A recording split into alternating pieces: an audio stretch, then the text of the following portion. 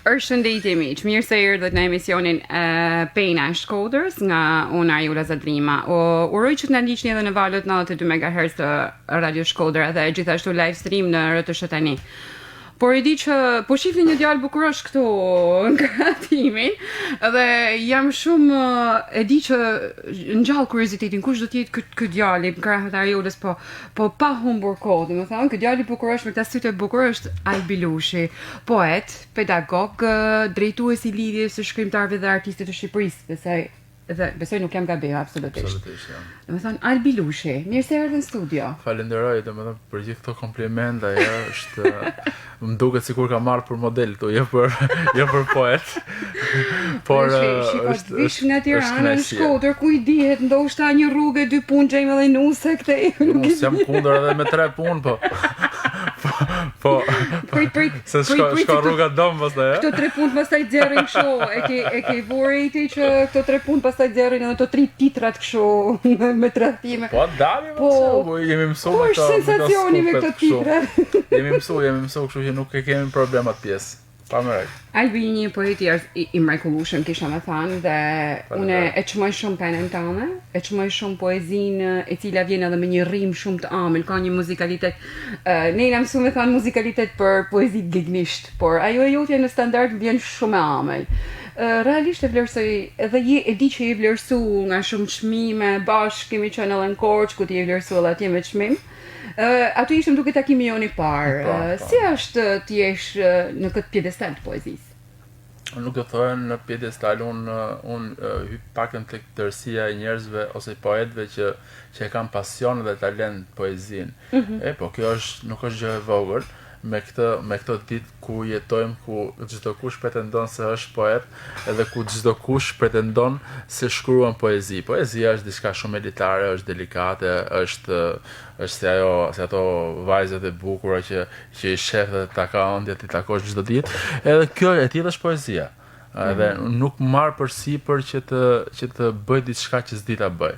Edhe për faktin që e ka marrë përsi dhe thotë që unë ndihem mirë me të dhe edhe mundohem dhe kur më pyesin cila është marrëdhënia jote me poezinë, kam thënë më ka dhënë fjalën dhe i kam dhënë fjalën.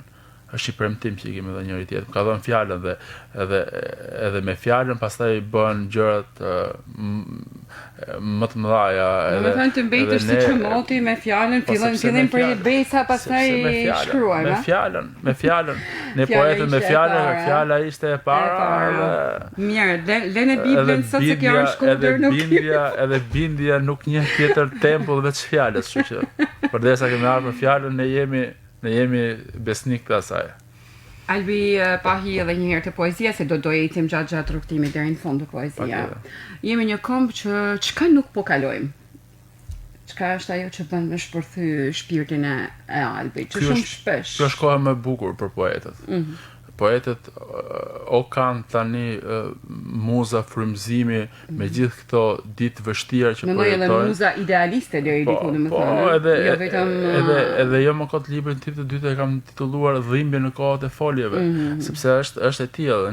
Ne pakën kemi përjetuar tash kohët e fundit, tërmetet, pandeminë, tani edhe lufta, domethënë janë luftra të një pas njëshme, të cilët patjetër mirë apo keq sado i qëndrueshëm të jesh, prapë të bëhet shumë e vështirë në kushtet kur toka lëviz.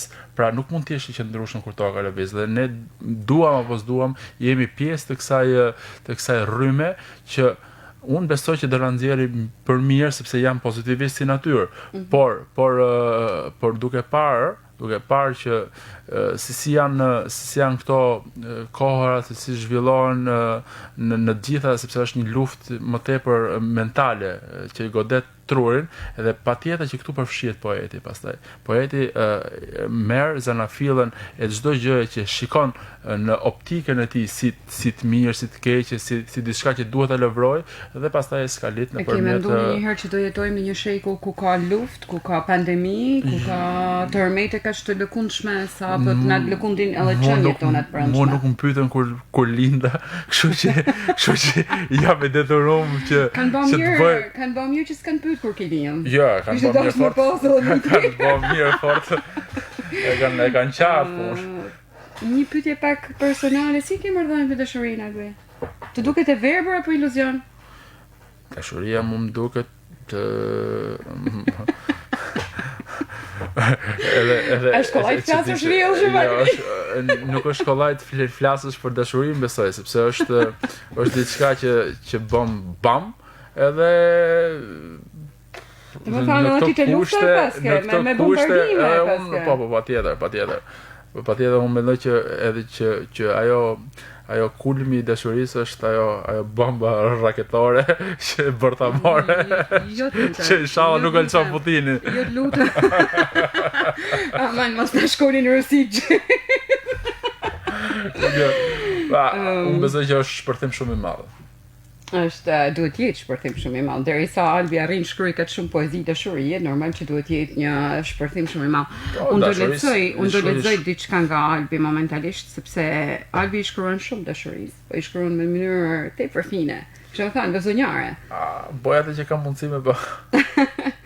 Atëherë, sytë e dashurisë. Më duket se kjo është një poezi e librit të tretë që do vi, më duket. Po kjo është e librit të arshëm. Dashurisë s'ja pash syt asnjëherë, veç qafën e mbuluar nga flokët e verdh. I ka qosheve, si që bëjnë shumë të tjerë, me veten i mbështjell. Hamenda se kanë të kaltrën gjyrë, jeshil mbase. Mos ndoshta kështej, imazhet morën të saj në fytyrë, si më e bukura rrëfej. Kujtoj siluetën e ikjeve në përshi, lëkurën e diellt nën kurmin e paqt.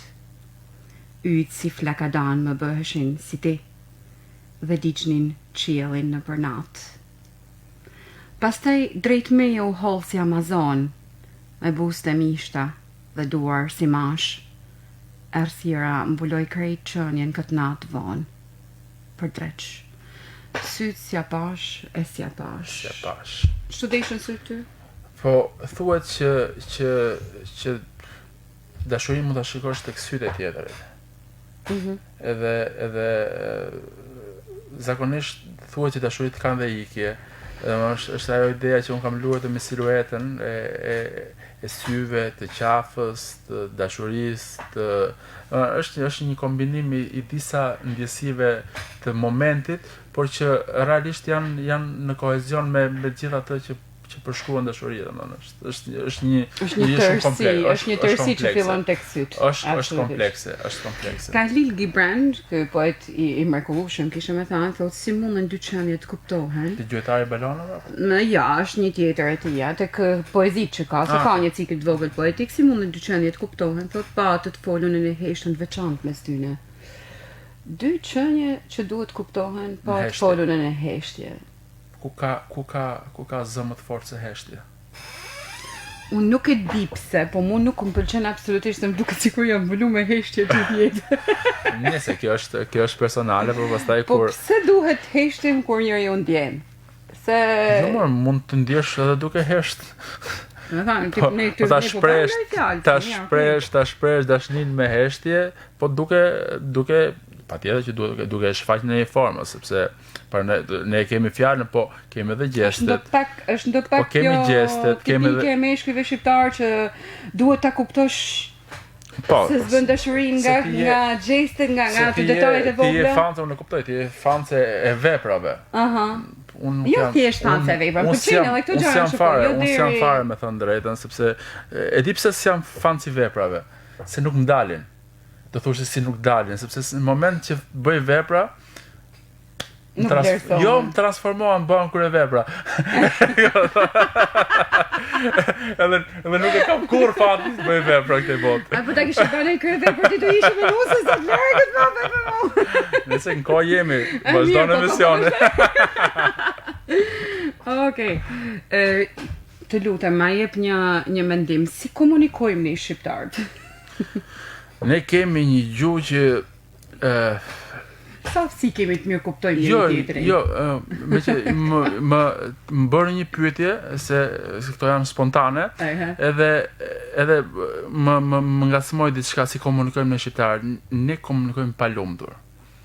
Në mos më thuj asnjë gjë tjetër, sepse unë më shpesh më ndodh kur eci, shoh gjithmonë fytyra të vrerosura, me kokën poshtë, me një lloj serioziteti që fsheh një inferioritet të trurit, e kupton? Edhe më duket shumë njerëz të vrazhd. Mirë po, kjo nuk më ndodh kur shkoj jashtë, që shikoj vërtet njerëz në komunikime edhe në rrugë janë të buzëqeshur me një mirësjellje që shpreh, domethënë ky është komunikimi i parë, e kupton, mënyra se si ti transmetohesh nëpërmjet gjeseve dhe asaj që në një farë forme ti mundohesh të përqasësh për dikë tjetër. Ky është komunikimi i parë. Pastaj pjesa tjetër është edhe diçka vetjake, sepse lumturia është vetjake dhe njerëzit që janë lumtur rrezatojnë mendoj ne. Pikërisht pra, edhe ne mundohemi të mos rrezatojmë. Edhe unë pranoj, po kjo ndikon shumë tek komunikimi, se si mund të jesh ti vetë, si mund të isha unë, si mund të thoja unë gjithë këto gjëra tash, nëse ti nuk do mprisi me gjithë këto komplimente, për shembull. Peter Panit, normalisht jemi rritur me Peter Panin, diku që hyn Peter Panit dhe unë, jo, hyn Peter Pani. Që s'u rrit kur. Faktikisht, absolutisht, rrit asnjëherë, po Peter Panit i duheshin mendimet e lumtura të shkonte tek ishulli i kërkundet. Ka Albi mendimet lumtura për të shkuar në një ishull të kujt? Unë humbas shpesh nëpër ishujt e disa qosheve që i kam në mendje, edhe aty kam ndar një 20-30 ishuj që me Amazonat e veta, patjetër, se me fleta palm, me gjëra nuk diskutohet. Edhe kur dua diçka, kap një ishull, kur dua, do të prehem në ishujt e mi të mendjes, që unë i quaj tempuj. Vetëm në Ukrainë mos shko, ku dush? Ai do shkoj atje, do shkoj për mas lufte.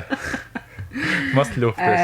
Realisht pamje që sjellin tash nga Ukraina mund të bëjmë fort, do të them drejtën, sepse është ajo pjesa. Meqense e cekëm te pjesën e Ukrainës, unë kam thënë që ditën e parë, si qelloj që pata edhe një kështu emision dhe kishte një 2 orë që kishte filluar ato bombardimet, unë ndjeva keq sepse jemi në 2022-shin. Në një kohë kur lufta duhet të jetë fjala e fundit, që duhet të ketë bota në këto periudha shumë vështira, sepse po vim gjatë kohës ku jemi akoma në pandemi, që diçka që po vdesin njerëz. Ndoshta po ndalim nga një pandemi dhe shumë të lodhur, qoftë fizikisht, qoftë mendërisht dhe ekonomikisht. Pra nga pandemia, edhe lufta ishte një goditje tepër fatale mendoj unë. Ishte dhe vazhdon të jetë sepse duket sikur s'po ka fund. Mirë, po kjo ndikon edhe në subkonsciencën. Si ka mundësi që komunikimi nuk pati asnjë rezultat me marrëdhëniet. Kaq të vegjël bëhemi, më duket sikur pushtetarët s'kan gime thojmë ne me pushtetin e tyre. Jo, nuk e shikoj kaq cekët, me thënë drejtën, sepse nuk është punë që i përket politikanëve apo edhe generalëve, se lufta është diçka shumë në kohën që po flisja po mendoja Putinin faktikisht. Lufta është gjë serioze për të lënë në dorë generalëve. Absolutisht. Po shkoj punët e ato, po unë shikoj geopolitikisht, edhe geopolitikisht nuk hyn më në lojë vetëm një person. Kur flitet për gjeopolitikën është për superfuqi, nuk është një person superfuqi, absolutisht. Jo, po flasim për gjeopolitikën përgjithësi. Domethënë nuk mund të ngelet në dorën e dikujt, ose për shembull të udhëheqjes së Ukrainës apo të Rusisë. Është jo, si ta përfundoj. Është diçka që ka një ndërveprim që nuk dihet se kujt do të dalë fundi. Pra, është si puna e icebergut që ne shohim 1/3 që atë që mund shohim, kurse pjesa më e rëndësishme, ajo që realisht fshihet, mund të fshihet edhe pas një rendi të ashëm botëror, se nuk mund të jemi aq dritë shkurtër, kështu që është diçka shumë komplekse. Edhe unë nuk Zelenski duket sikur ka mbetur i vetëm. Më duket sikur është i vetëm në një moment. Jo, nuk ka. Nuk e shoh ashtu. Unë shikoj që ai do i mbijetojë kësaj lufte dhe planet shumë inteligjent. Planet për të janë goxha, po them. Uroj që të jetë kjo pozitiviteti që sjell Albin Shkodër edhe për Ukrainën. Jo, e shikoj sepse aq sa unë lexoj nga gjeopolitika. Nuk ekziston një tradhtim më e keqe se sa të shtires i lumtur, thot Andrew Faber.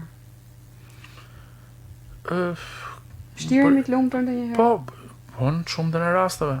Shtira është pjesë e jetës në një kuptim që ka lidhje me atë tradhtin që ke folë së fundmi. Po, shtirja është tradhtin ndaj vetes. Kur ti shtirësh, tradhton vetveten. Edhe njerëzit që shtiren kanë probleme me personalitetin, me pjesën se si janë të ndërtuar, se si mundohen që të përfaqësohen ndërkohë që s'janë. Pra kanë frikë nga vetvetja. Siç kanë frikë shumë njerëz nga vetmia. Nga vetmia është edhe normale të kesh frikë, sepse ti je vetëm gjithmonë, nuk është shumë e bukur, nuk është një ndjenjë e bukur më. Jo, unë po lexoja diku nga Gervasio e thotë kush ditë jetoi vetëm nuk është kur vetëm. Nuk ka bosh më të madh, thot Bukowski, se sa kur dikush hyn jetën tënde, tunde shkundet edhe pastaj ikën. Ka herë është mirë, me hymë, me dalë, me të shkunë, se të zënë ajo monotonia. Në Shkodër e kina një thanje ma të bukur se Bukowski, hinë dele duku e mos u bani pa dashtën. Unë kur po vija, se të thash që kem dashur së fundi një lidhje të ngushtë me Shkodrën, edhe thonë që shkodrant kanë një shprehje që thonë tiv vetin qef. Kurse unë thash gjetë diçka tjetër tash me që erdha këtu në Shkodër, mos dal vetja e qefit. Ja, për zotin, se po të doli vetja e qefit, do ta vun kamën. Ma dhe na kena dhe një tjetër, kush s'lip dën vetin i djegët kësolla, thojmë na, kështu që hajde se kja shkoj mirë. Pasa prap. Shiko, unë jam pak e stilit Monera, se ti e din këtë pjesën, edhe pak e asaj ma gjepse saj, ndaj seksi tjetër, por ajo gjithsesi ka pasur të çastet kur ajo i jep të shprehje të saj dhe thotë unë nuk mendoj se një burr thot vlen aq shumë thot sa të ketë dy gra. Dhe gjithsesi ashtu thotë se nuk mendoj se një grua thot vlen aq pak sa të jetë e dyta. Për femër pastaj është për rolin e femrës. Jo, ti merr rolin si burr. Jo, mua nuk intereson. Edhe do munohem ti ta tjerë si muhabet. Ajo ka feministe kjo shprehje. Ajo ka shumë të drejtë, sepse normalisht një femër ku ka femër që s'ka drejtë Albi. Ka. Jo. Ka se një fon. Jo. Ka se një fon ta femër që s'ka hiç drejtë. Mirë po, un kam disa pjesë të poezive që them për femrat, burojnë jetë e shpresë si ujë në përgurra. Fole keq për to. Më like, më vrave. Edhe kur në panel më ftojnë të flas mirë për burrat, ma janë në grave.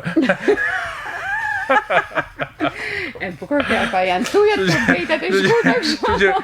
Unë edhe kur më ftoj me fol mirë për burrat, ma janë në grave, por jo në çdo rast kanë të drejtë. Por shumica kanë të drejtë. Shumica kanë të drejtë. E drolla kështu domethënë. E drolla, lutreni. Shikoj, ne kemi disa terme të ndryshme që nganjëherë duken të gjitha njësoj. Biseda, diskutimi dhe debati. Pse shqiptarët mendojnë se të trija janë një gjë e vetme? Sepse në shumicën e rasteve ne jemi mësuar me kulturën e të bërtiturit dhe më të fortit. Absolutisht. Po kur bëhet fjalë për të bërtitur më të fortit, më i forti është flet dikush, edhe të tjerët thjesht e paranojnë thjesht tundin kokën, sepse është ajo që ka ngel nga mendësia totalitare e 40 e ca viteve, kështu që jemi mësuar me këtë pjesë nuk flasim. Një pjesë pastaj që mendon që janë rebel thjesht bërtasin. Sinqerisht që kam atë domethënë. Bërtasin edhe kur zëri pastaj del jashtë tonalitetit, nuk bëhesh Mendon se kur sidomos herë kjo pjesa e bërtitunit është diçka skandaloze, sepse unë absolutisht nuk ti po shef për debate, unë pak a shumë i kam po se qëllon, po patjetër më sepse po të ftohen njerëz në për studio që vinë nga rruga, tash me kuptimin e asaj thjesht që kanë bërë audiencë me lloj-lloj, ku them unë, gjërash mediokre, a kupton? Edhe patjetër ç'a muhabeti të bësh aty është ose të përshtatesh që nuk është mirë, ose pastaj s'do marrësh pjesë dhe do ndjekësh një lloj realisht biseda, diskutimi dhe debati janë 3 gjëra të mërshme realisht. Absolutisht. Sepse unë duhet me shpjegu nga një herë si në klasën e parë. Biseda ndodh mes dy miqve. Po bisedë po. Edhe diskutimi ndodh mes miqve, sepse diskutohet për një shkëmbim idesh. Absolutisht. E di atë pjesën e mollës, besoj, që thotë që kur unë kam një mollë, ti ke një mollë, nëse ne shkëmbejmë, prapë me një mollë ngelemi. Po kur unë kam një mendim dhe ti ke një mendim, të dy bëhemi nga 2 mendime. Pra, kjo është përfitimi që sjell komunikimi, sepse e cekëm pak në fillim. Pse fillove me mollë me jo me mendim? Sepse pra ky është ndryshimi i gjërave materiale me gjërat ideore. Prandaj mendja, domethënë, nëse është një shprehje, thotë nëse është mëkat të shesësh trupin përpara, është shumë herë mëkat të shesësh mendjen përpara, sepse mendja thuhet që është më fisnike se sa trupi. Kështu që edhe kjo në këtë aspektin duhet të jepet përparësi mendjes. Është e mrekullueshme, thot një prej autorëve që unë kam lexuar së fundmi, kur ti bën diçka të cilën e pëlqen shumë, po kur paguhesh edhe për ta bërë këtë gjë, kishte qenë diçka jashtëzakonshme. Them diçka tjetër, për shkak që thuhet që bëj punën që ti ke pasion të bësh, edhe dëshofësh që në fund të jetës s'ke punuar si ditë. Ja, mos më thuj këtë. Po sepse nuk lollesh. Nuk lollesh. Mirë, është një farë lodhje, edhe kjo domethënë. Disa minuta përpara po bëj lojë me mundi, nuk jam unë thoshë sot ne kishim lanë për herën tjetër. Po, kam vdes për këtë pjesë. Edhe unë ti vdes për këtë pjesë. Vdes për këtë pjesë. Edhe ti kujtove se po më thën frika mu, si Shkodrane këtu në Shkodër, te Radio Shkodër. Jo, se çik zotë vaj. Mirë që zvarë se ku isha në gjumë. Jo, po atës po në të shkundi aty. Ti do vija pastaj me helikopter dhe Çehov thotë që një grua mundet me qenë mike me një burr, thotë në vetëm në 2 mënyra, thotë. Në fillim mundet me kanë një mike e njoftën, thotë. Mandej e dashur, pra miknesha. Po. Si po? Po ka drejt Çehovi. Jep drejt, ka qenë far burri. S'kam me që e them, është i ka thonë. Ti bashkohesh tyne, domethënë, e di si del kjo se nuk ka ndonjë miqësi thotë me midis mashkullit edhe një femre, ose midis burrit dhe një gruaje. Se ai, po ta thash, ndryshon situata, po pavarësisht ai Kemi situatat, kjo është thënie, s'kemi situatë. Po më është thënie që ka pas një situatë brenda vetit. Ai ka pas situatë dhe edhe unë bashkohem me gjithë njerëzit që mendojnë se si ai.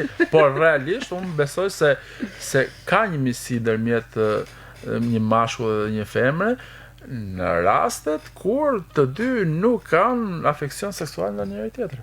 E thash, shumë mirë bën që thash, se pretendove ti se të kalon aq kollaj. Çka kujtove ti se pena shkruaj penalizon njerëzit që flasin për seksin, absolutisht jo. Jo, absolutisht jo. Një marrëdhënie se marr përveç komunikimit dhe seksit asgjë tjetër, kështu që janë 2 gjërat që janë. Një marrëdhënie apo kishe pjesë pyetjeve? Jo, nuk e kisha hiç pjesë pyetjeve sepse e dishin i dalin vetë këto përfundime. Por unë kam lexuar së fundmi se ishte edhe hiç e bënë provë thot me heq seksi nga një marrëdhënie dhe shihni ç'a mbetet. Ç'a mbetet? Jo, po mendon me Albit është ç'a mbetet.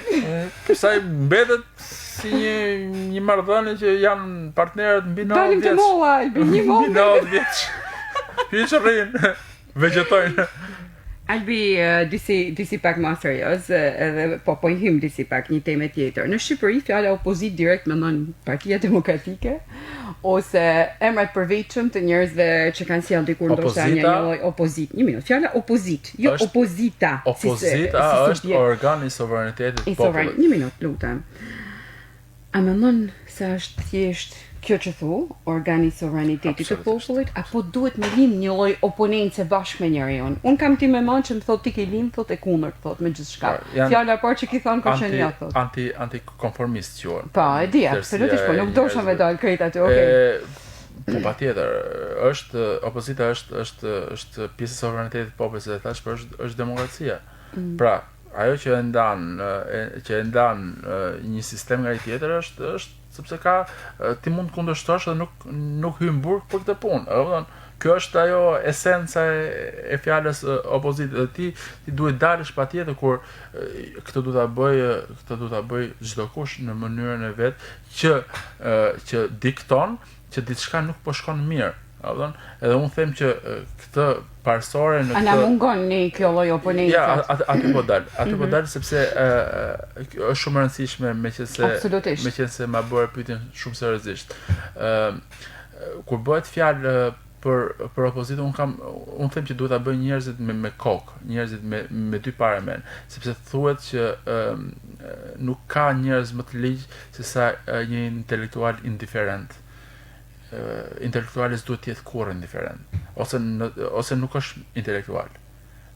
Duhet patjetër që t'i kundërvijen një sistemi me mënyrat e tyre, nëpërmjet forcës së fjalës po edhe të veprimit, sepse kryengritet janë të tilla që nëpërmjet fjalës ti arrin atë tempullin e bindjes dhe pastaj gjërat marrin për mirë. E kupton, siç ishin 90 për shembull, apo kemi mbet tek 90-ta dhe ne shqiptarët kemi harruar se dhe protestat duhet të ekzistojnë për të vinë nga një lloj shpirti, me ndonjë lirë. Sepse kjo është ajo, sepse shumica e njerëzve janë të blerë. Nuk mund të them që janë të shitur, por janë të blerë.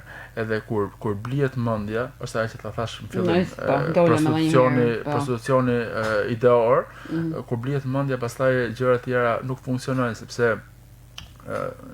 jo po themi se jemi të përditshëm në kushtet e këtyre opinioneve publike që bëhen kafene, për shembull.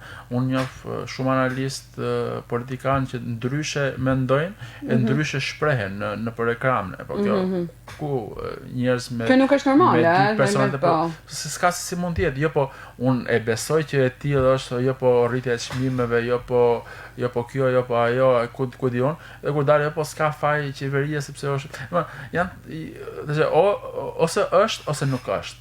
Edhe kjo është detyrë e njerëzve me shpirt lirë. Atëherë nëse ti arrin të shesësh shpirtin, ti harroj ti është më vetvetja. Duke mos qenë vetvetja dhe bësh pjesë e sistemit, një pjesë edhe për arsye shumë jetike, sepse kanë familje për të mbajt, kanë fëmijë që ne nuk unë jam kundër, por është një lloj shitje shpirtit, po një lloj shitje shpirtit nuk duket shumë normale, nuk e di. Në kushtet që kur bëhet fjalë për familjen, them se gjërat pastaj rimendohen dy herë. E di, rimendohen dy herë. Ne do kalojmë edhe tek një poezi tjetër, edhe që ta dramatizojmë disi situate. Nëse me këta njerëz me kaq personalitetin e kemi së shumë, ti kemi rëndom shumë. Dhe është një fatkeqësi deri diku. Jo, i ka bërë kohë të tilla, domethënë, pse nuk ndodh në shumë shtete demokratike kjo pjesë, ku votuesi merr vesh se kush kandidon vetëm ditën e zgjedhjeve, që shkon voton bën detyrën e vet si qytetar edhe sepse ne jemi popull politik dashës shumë. Ne jemi të lidhur me politikën. Sepse ne mendojmë, sepse jemi në kushtet kur punëdhënë se më e madh është shteti. Do të bëj një pyetje tjetër që deri diku oponentë kësaj që thonë, nuk jemi popull politik dashës, është politika shumë e dashur me popullin ton, nuk bën pa popullin, absolutisht. Mendoj se është një lloj politike që luhet që në Shqipëri të merren shumë me politikë. Pikërisht pa është ajo që thash, sepse shteti është punëdhënësi më i madh. Edhe kur ti mendon se duke u marrë me politikë tjera, ti do zesh thjesht i bën punë. Edhe këtu pastaj ndryshojnë gjërat, kur ti për një vend pune mendon gjëra që në kushte normale nuk i kishe menduar.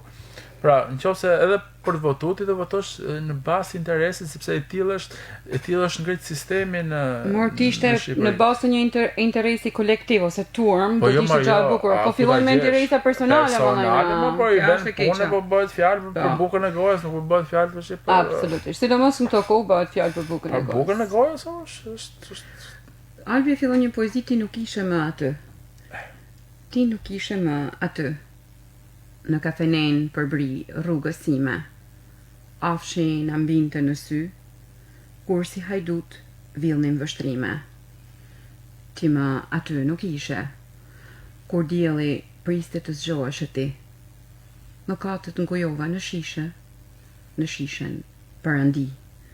Prej kurmit tënd kish mbetur hija dhe buzëqeshja pa ditur pse. Me ty në ëndër e lumtur flia, se ditu t'ishe diku atje në cep të kafenes, kur ti më haje me sy. Tani lash mallin të pres, se mbese do të vija ty.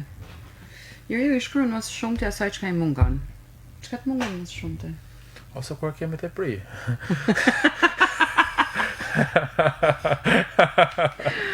More me të pri dashuri nuk ka në Shqipëri.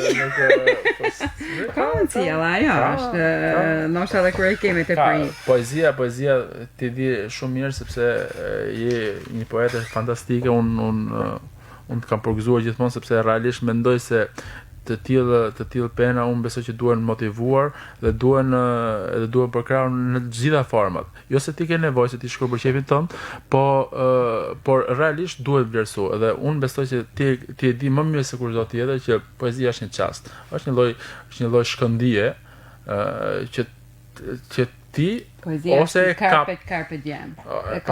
Ose e kap edhe ti vazhdon pastaj si puna ti leshi që fillohet tjerë derisa e bë çorape. Ndonjë të leshi, patjetër.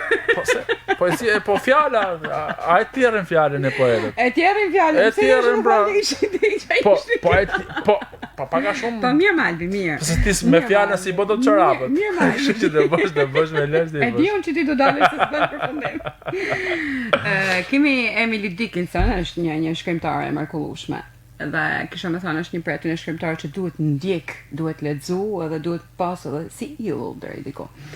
Kur ndjem thot, varet, gjithkush ka të illit e vet në këtë jetë.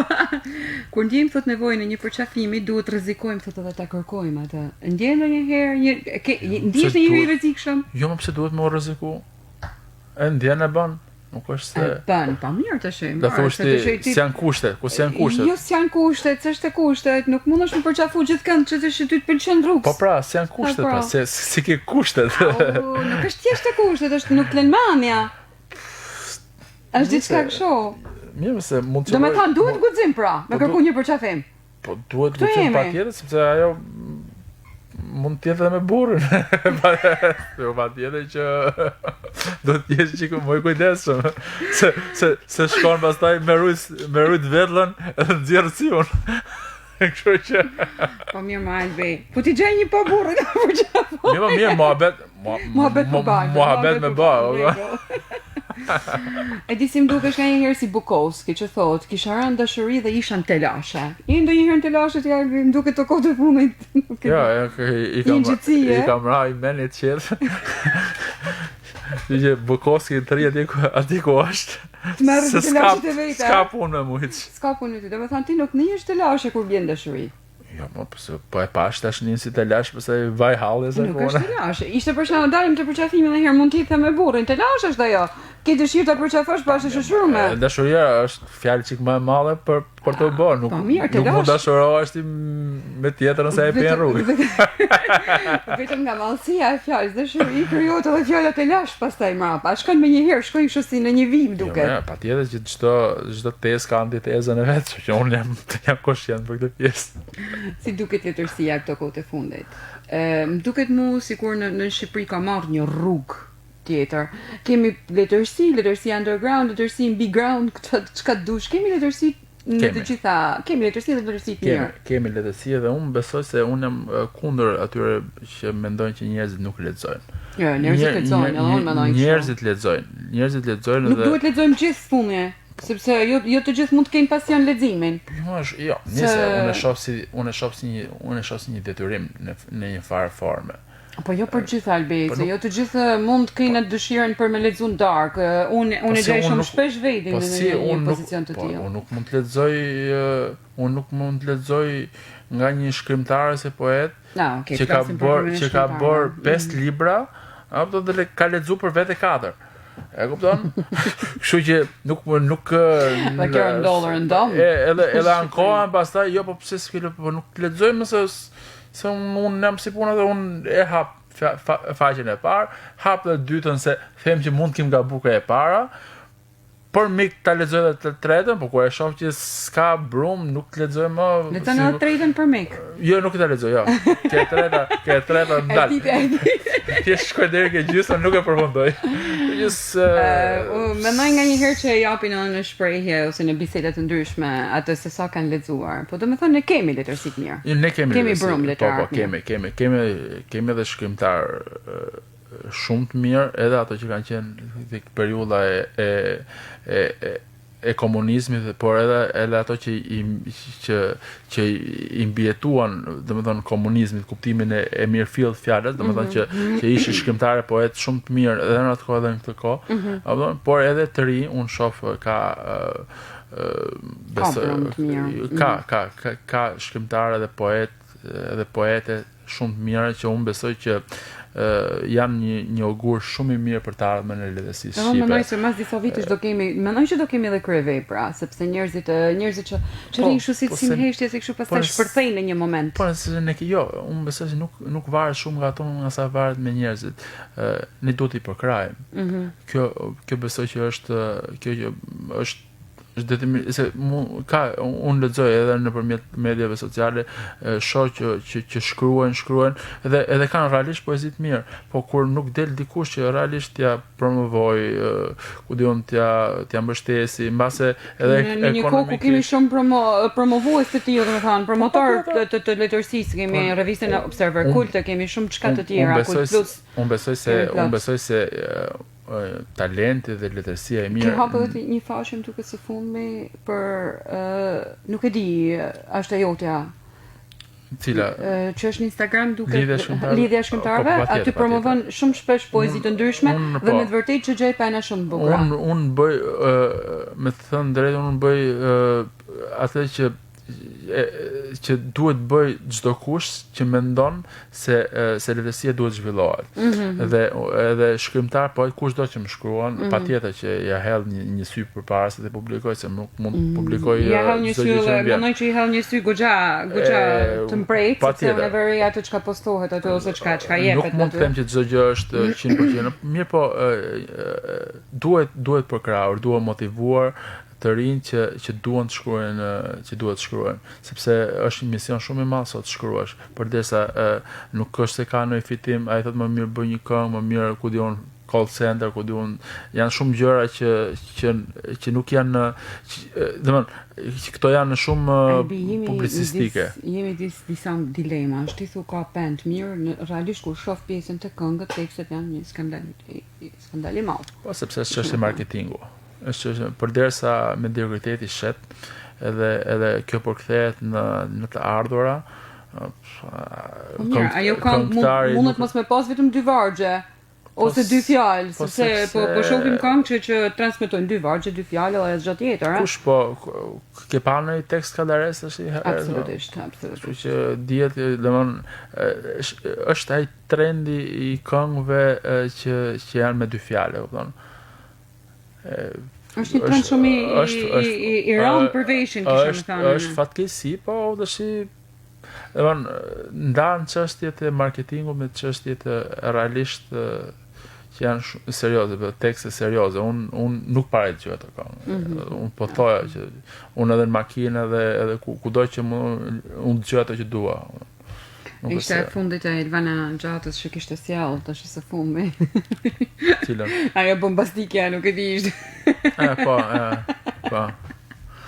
Unë pata edhe një reagim media sociale sepse po nhiheshin gjithkund ajo këngë, o thash ka me dhimbje zemra, o thot kur ti jesh pa mua ka me dhimbje zemra o zot. Po, është. Mirë, është vërtet që ka me dhimbje zemra, po sikur thohet disi më, po kur do të ishte edhe më dhimbsh. Ka qellu zemër delikate. Zemër që s'ke që e bose zemër. Albi, ne po kalujmë pak të Alda Merini, nga që është një prej autorëve të mjaft preferuar, dhe nostalgjia, thot Alda Merini, është ajo çka të pron prej tashnis. Po. Jam dakord. O sa jemi në për këtë poj. Jo se, po se s'ka që kur thu posa jo janë Nuk ka vendime, rrugë nuk ka rrugë. O po jo. Edhe jam dakord. Ne kemi të bëjmë njërë me burr fjalë, s'to nuk ka. Ajo që mbetet është nostalgjia sepse ti edhe mas 20 vjetësh, 30 vjetësh kujton diçka. Ka njerëz pastaj që s'harron asgjë, ëh. Jo, unë kështë ishte me thanë, se ajo nostalgjia mundet me kene edhe një flakadan i vogël, që sa ti vesh ti një shkrepse e nditet. Jo, ne kemi, ta thash në për këto llomat e trurit, ne kemi disa kështu qoshe që i fsheme këto gjërat pavarësisht, por nuk është e thënë që ti nxjerrim gjitha në kuzhinë. Kështu që ti doj lemen e ven aty ku kanë kërraqet e vjetra. Aty ku janë të vjetërstina. Aty di lesh. Domethënë Albi nuk ka asnjë nostalgji brenda vetes. Dita që vjen është e dashura ime. Shumë mirë. Nuk është se ka nuk ka në një me emrin Dita. As që vjen. Mirë. Atëherë Eric Fromm është një autor, Eric Fromm. Thotë nëse mundem t'i them dikujt të dua, duhet kem guxim t'ja them. Të dua gjithçka tamen. Dua edhe botën përmes teje, dua ty edhe vetveten time në ty. I bjen me dashur vetë për e herit apo një, edhe të treja në një person. Ai do gjithë botën me dy fjalë, Absolutisht. Kur do vetë. Është sublime dashuria. Po. Kërkon ti gjesh tek një njeri të gjitha vetveten, botën. Po, që të duash dikë shumë, do thotë që ti e do veten shumë radh parë. Sepse nuk mund duash dikë pa dash veten, e kupton? Dhe kur ti kompletohesh, pra gjen atë gjysmën tënde që të kompleton, kjo do të jetë edhe reciproke, ëh, se ka njerëz për shembull që pritin 70 vjet dhe tha për të dashurën e vet ideale, dhe kur e gjeti, tha ti ajo që kam kërkuar gjithë jetën. Mirë tha apo ti si ai që kam kërkuar, kështu që është diçka që duhet të plotësoj njëra tjetrën. Ki lanë që pa fjallë. Se kallë nga këtë raste që ki prit 7-8 vite dhe kur 7-10 po thema, po se 7-8 7-8 janë një numër që i konsiderueshëm. Jo, për 7-10 për zotin duket shumë mi dha një personi. Pikërisht pra edhe cili ti nuk e di na atë don as të don. Jo, thjesht ai kishte kërkuar dashurinë ideale, domethënë një femër, po them unë që sipas parametrave dashurisë ideale këto. Nuk mendoj tillë, nuk e shoh të tillë Eric Fromm. Nëse pak a shumë ai shpreh ndjesitë dhe edhe ai ka të drejtë në kuptimin e asaj që kur kam frikë se kokën është marrëzisht i dashurum sa ja duk si gjithçka tjetër personi. Ose ka pas me largohen. Po se kështu janë tash poetët dhe shkrimtarët, nuk ose po të lutem se në këtë rang ki hyll e ti. Nuk bën çfarë sa me largohen oraj. Ja, Lera, si duhet bu man siklet. Lere këtë mua për Jo, fol. Edhe Oscar Wilde, po e cekim edhe Oscar Wilde, i cili thot gratë kanë një instinkt mrekullueshëm, thot zbulojnë gjithçka në atë që nuk duket. Po, ka të bëjë me atë shqisën që e kanë pranoj kur bën çdo burr i mençëm, kur do me di diçka që s'e sheh vetë do të pyesi gratë ose femrën, apo sepse kanë atë intuitën të jashtëzakonshme të si di është unë besoj se ka lidhje me sa eloquent çdo burr i mëshëm thotë duhet me pyet gruan thotë është normale më por ti po se ka gjëra që si shef vetë. Domethënë femra shef atë që ti s'e shef dot. Shumë e thjeshtë. Pse femrat e zbulojnë shumë shpejt tradhtin se janë të zgjuara. Kanë intuitën. Kemi të tradhtia. Jo, ka mundsi. Për muhabet me bollën, jo se unë s'kam këtë atë. Shiko se kanë me të kap titrat prap, çfarë do të bëjmë më? A jam mësuar hera parë se vështirë. Po mirë, po e bukur kishte kanë me thënë dashuria, tash mas tradhtis paktën. Ta dhe nuk ka gjë më sublime. Ma shuj një kuriozitet, ki tradhtu ndonjëherë? Ja.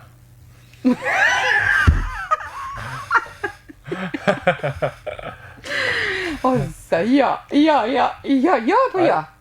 Po jo më të flasim më po jo, po këta isha dhonte, po jo. Ja ta mbyllëm dhe ta shpjegoj. Po ja tash. Po jo më shoqë, ja. Jo se kemi edhe këtë pjollë. Ja, ata e kam politikanët, unë e kam po ose jo. Ha, mirë, pse jo? Si jo? Po jo, pra.